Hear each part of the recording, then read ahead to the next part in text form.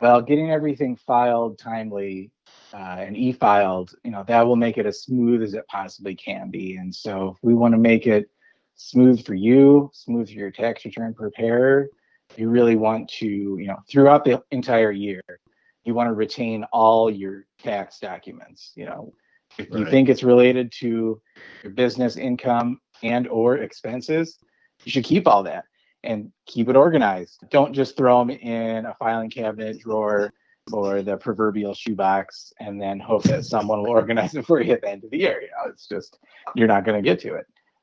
Another real big one would be making sure you use separate bank accounts and credit cards for your business versus your personal expenses. Even if Right. you are a sole proprietor or maybe you're a freelancer, you're doing some gig work in the gig economy, and you're basically funding it through your personal funds, showing that something is a legitimate business expense. It's always a lot easier if it's paid out of a business bank account or if it's on a business credit card.